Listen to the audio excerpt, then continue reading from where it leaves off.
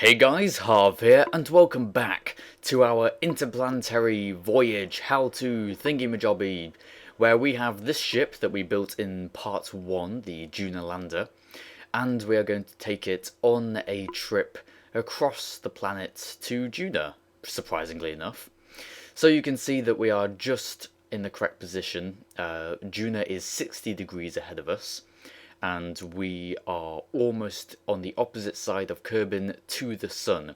I say almost because what we want to do is get into an orbit and then immediately go for our interplanetary burn. Now the problem with this is that our alignment isn't actually perfect, but we shall think more of that later. You can see the way we've built the ship allows for the dropping of these excess engines. So, as you can see in the bottom left, if you look at the fuel lines, or the fuel meter, pair by pair, the fuel drains from, well, it drains first from one of the pairs, which we dropped. Now we dropped those, having drained the fuel from them, and we were left with one pair left. This is called asparagus staging, and it's one of the, I'd hesitate to say best, based on recent comments and whatnot, but it is certainly a good way. It limits your speed, and it keeps you a slight bit more fuel efficient than you would do otherwise. But yes, what we want to do is get into an orbit. Now, this is intended to be a tutorial, so I really should be talking about how to get into an orbit, but you should really know. If you're attempting to do an interplanetary transfer and attempting to actually do this entire mission, which involves rendezvousing and docking and all that, you should know how to get into orbit. So, if you don't and you still want to do it, then sure. If you look at the video, you'll see roughly when I tilted over. It's all about a correct flight profile, and I don't actually work mine out, which is something that came to my attention again with a recent comment. But anyway, what we want to do now, we've got our apparatus up to about 120 kilometers, and now we're adjusting flight planning to try and see if we can get an encounter straight off, without getting into orbit first. Now you can see the alignment isn't perfect because our closest approach, no matter how much we change it, we just can't get an encounter without going to ludicrous amounts of delta V. That is change in speed, change in velocity. So we can't seem to get an encounter. What this means is that we're going to firstly enter an orbit, which is probably a more sensible way to do things anyway. And seeing as our time is running out, the apparatus is drawing ever closer, we shall just quickly get to our position and start burning for our orbital insertion. So there we go, we can get rid of that flight planning because it's not really necessary. Something I've taken to doing is setting up the flight plan, pointing towards the reticule, and then just getting rid of the flight plan even before I've done the burn, because it does actually disable some features of your map whilst it's active. But we have this big Rockamax engine pushing us, so getting into orbit is no problem. It takes a bit more fuel than I would have liked, but no worries. At the end of the day, we have to get up to this speed anyway, we have to get up to the speed and more. We're just pointing in a certain direction whilst doing it. So here we are, we have our 120 kilometer orbit. Now, because the alignments weren't perfect, and Duna is actually there's a gap of a bit higher than 60 degrees, because I was trying to give us some time. Unfortunately, I gave us a bit too much time. It needs to be dead on 60 when you're ready to burn. Or, I think it's around there, right? It might be 61 point something. But at any rate, what I'm going to do is keep orbiting round. I'm not going to swap out so I can get any higher orbits, just do a few laps of Kerbal and see if we can't increase our flight planning to get a correct encounter. And we can't. Not on this go. So just delete it and carry on going round. It's a tiresome activity, admittedly, but it is one that's fairly necessary. Again, checking the flight planning. It takes a while. It does take a while. So yes, make sure you have everything set up. Oh yeah, and don't accidentally right-click when you're setting flight planning, because it immediately sends it away, which is fairly annoying. But here we go, third time lucky, perhaps. We're increasing the flight planning, and you can see, I know I need to keep on orbiting, because looking at the icons, the target position is in front of our position, based on those reticules. And the more we burn, the further away they get, so that's clearly not the solution. We just need to wait it out. We just need to do some more burning to get this sorted. Dragging on a little here, I understand, but it's important that with flight planning, it makes a lot of things easier. Before we didn't have flight planning, we just had to pick the closest approach and go for it. So after a few more laps, we can now set up the flight planning reticule, or yeah, do another 2 laps, set up the reticule, and maybe this time we'll actually get our encounter. Just testing. What this means is that we can seemingly get the encounter without really having to burn. It's using computers, and it's all very well and good. And there we go. We'll get our encounter. That's what we're looking for. We're looking to get a straight-off encounter to spend the least delta V and get the quickest mission over and done with, because it's the bits in between the planets that take the longest time. So we have it set up. I think we ended up doing something like 8 orbits beforehand, and seeing as that's at 100 times speed, yeah, you might as well have swapped out and just gone at 10,000 times speed for a few seconds, but whatever, it worked. Here we are, getting ready to burn. So the estimated burn time is 1 minute 30, as you can see in the bottom directly next to the nav ball, 1 minute 30. And the node is about to arrive in 40 seconds. Now unfortunately the estimated burn time did just flicker because it doesn't get things right. It tries based on your engine and based on what your ship is, tries to calculate how long it'll take you, but I don't think it accounts for how much fuel you've already burnt. So the change in mass, it doesn't realise that you're actually going to be lighter than it thinks. The aim, anyway, if that wasn't the case, the aim is to split your burn evenly along the node time. That's run out now, so we can actually jettison that and carry on burning with the nuclear engines, which makes up for it, admittedly. But if your estimated burn is, say, a minute, you need to wait till you're 30 seconds ahead of the node, ahead of your flight planning. That would mean that you would burn 30 seconds beforehand and 30 seconds after. So net distribution assumes that you'll have an instant encounter, instant thingamajobby on the node. God, it's hard to explain. I'm just a man, damn it. But anyway, we've done our burn and we've got rid of the flight planning now, and we can see that we get this close encounter, and we actually directly get an encounter. Admittedly, it's going to take a lot longer to get there because it's not on the first pass. It's a little bit after the apoapsis, but it's still good enough. As long as we can get a solid encounter, we can just time warp at our 100,000 times speed and bring us all the way around. Look at those planets. Look at that planet, our target planet, Duna. Looking forward to this, looking forward to landing on Duna, because we are not just doing a simple landing like my previous How to Duna video. It's the whole shebang. It's 2 men going down, Apollo-esque style of mission. And the thing is, Apollo definitely suits this more. Doing an Apollo for a planet, as in you leave 1 guy in orbit and 2 guys go do the landing, makes much more sense on a planet than it does on the moon. Because the moon, its gravity is so weak, it's got no atmosphere, there's really no need to separate the big engines from the small, seeing as the small engines are good enough to take you back home anyway. But that aside, we can warp closer to our encounter. I've gone about 7 days ahead or so, and by looking at our trajectory, I can see that our path is going over the planet, over this icon we have. So if I burn south, downwards, I should bring it closer, and that's exactly what happens.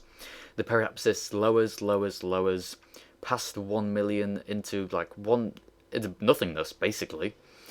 However, at each sphere of influence change, the numbers do get warped slightly.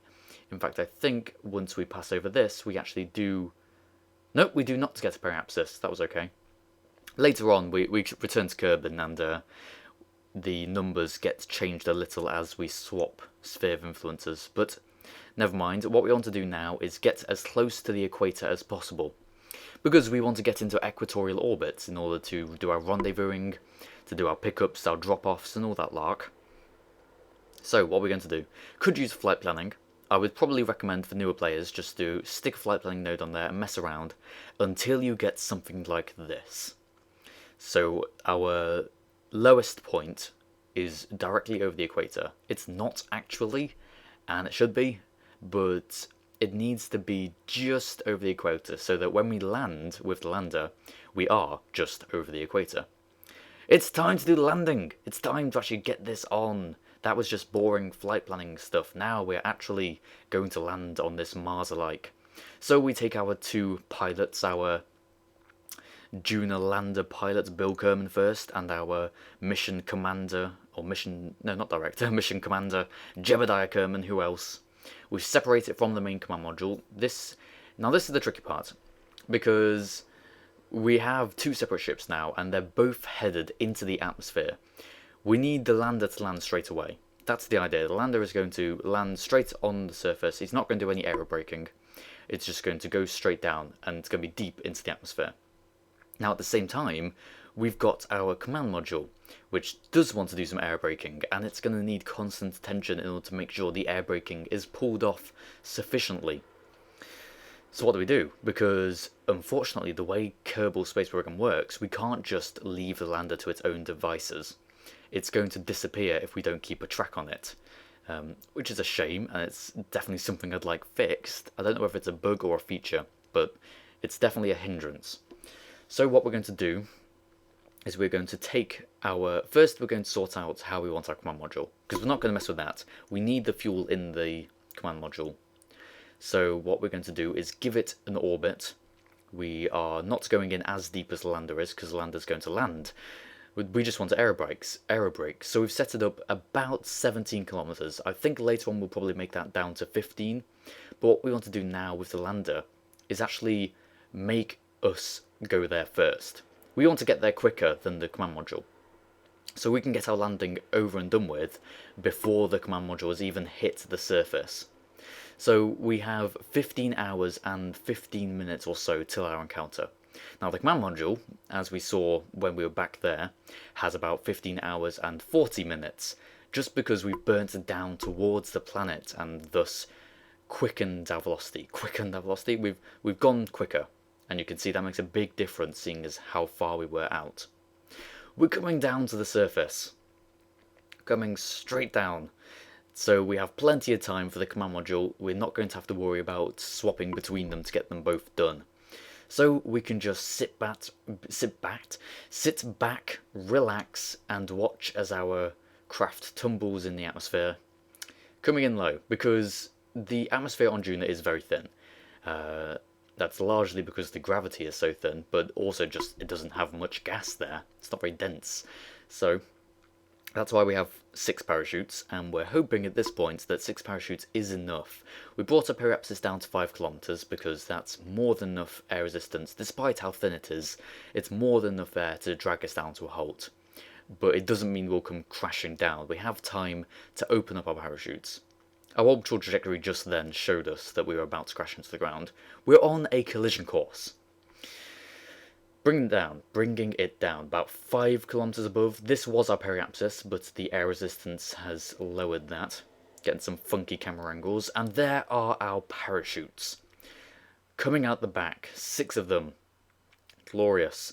Was considering using 4 originally in the design, but that just wouldn't be enough. And in fact, 6... might not be enough, but I guess we shall test that. They shall open. There we go. Perfect timing on my half. Thank you, Harvey. Yes, it was very good. And look up towards the skies. Look at that. I have to say, Duna's got a brilliant horizon. It is actually a very nice place. And we can pose for the camera, you know, pose for the thumbnail. Because in my mind, we're set. We've got 6 parachutes. How fast are we going? 8.7 meters per second. We can survive that. Surely, 8.7 meters per second, that's nothing. That's 8 meters a second. Oh, that's pretty fast, wasn't it? Ouch. Yeah, these are the feeble landing legs. So let's not try that. Here's my tip of the day. Quick save. Yes, it's cheating, I know, but quick save. Just every interval before you attempt to do something in atmosphere or something inherently detrimental to the mission, or possibly detrimental to your mission, just quick save beforehand. Just please do it. Yes, okay, so take 2. We're warping in. We are coming in low, just warping. Time warp gets cut down to 100, then 50, then 10, then now 1 meter per second as we enter the atmosphere. And our camera angle means I can't get to the angle we want. This is annoying. Come on, what do I have to do to point it the right way? I want to be able to have the ground below us, and I want to look back at the parachutes as they open. There we go, change camera angle to 3, Harvey, that's how you do that.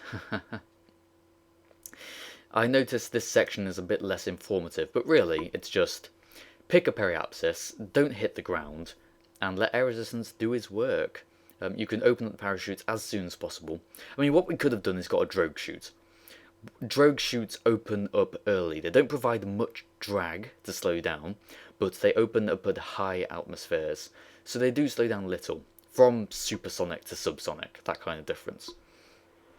But we really don't need it because these parachutes aren't going to get yanked off no matter what speed we open them at. And even on Duna with its thin atmosphere, we do actually get slowed down sufficient so that they wouldn't be yanked off in the first place. We are definitely subsonic, about 200 meters per second or so. But look at this camera angle, how very nice. I should probably pay attention to the mission, shouldn't I? Probably. Maybe. No, it's okay. Yes, now we can actually look at the craft. They open, we immediately open up our landing legs, and this is the second time we have reached this surface. The first was a simulation. Yeah, it's quite. Alright, 200 meters above the surface or so. Now 150 meters, travelling at 8.8 meters per second. We can start up the engine and start slowing ourselves down. There we go. We want to be under 5 meters per second or so. Yes, there we go. Everything intact. We are on the ground, safe and sound. Look at that view. Look at that view. I do like this landing capsule. I have to say, it is very, very nice. It's definitely much thinner, or not as tall as the other one's going to be. And look, that burn we did earlier actually meant we have our command pod ready to go, still ages away from having its atmospheric encounter. But what do we need to do? As I said earlier, we're currently at 17 kilometers, and I think we'll lower that down to 15. But for now, we're going to make use of flight planning. This is when flight planning really comes in useful, I think. Admittedly, I didn't do it perfect in this video because I was getting to grips with how I'm going to implement it in the future. But as we lower it from 17 to 15 kilometers, it's great because the nature of flight planning means that any change in velocity made to your craft contributes, that's the word, it contributes towards your overall change in trajectory, obviously. So if we set up this flight planning node and give ourselves a target orbit, we don't have to actually burn to make it register that we're slowing down because of air resistance. We can just watch. Now, to make this perfect, what I should have done is got the flight planning to an exact orbit or altitude I wanted. Get the orbital altitude that I want all set up, and then I'll know how well the atmospheric drag is going to help us get that altitude. Looking at it now, it seems like it's going pretty well. The one I've set up, which admittedly is just in orbit, do a little burn and try and help it on its way, but that's not really necessary. The one I've set up tells us that we are going to be well on our way for staying in Duna's system. There we go. We are now not going back into interplanetary space, and you can see the Delta V media. Delta V media? That's a channel. The Delta V meter in the bottom right is now filling back up as we get further and further away from our target orbit. What we have to watch out for now, and I'm pointing prograde, but I don't really need to, is that we don't go too deep into the atmosphere and actually slow down completely, so that we don't get in orbit and we hit the ground, and because we're not a lander, despite what our ship name is, because we're not a lander, we won't be able to survive that. But yes, if your orbit is too high, then just use the flight planning to know how much more delta V you need to change in order to get into a perfect orbit. I've got to do a tutorial on that because I don't think with this video footage I can really get across how useful it's going to be. But it is, seriously. Trust me. Okay, right. We'd sort out this orbit, and then we can end the episode. So, what are we doing?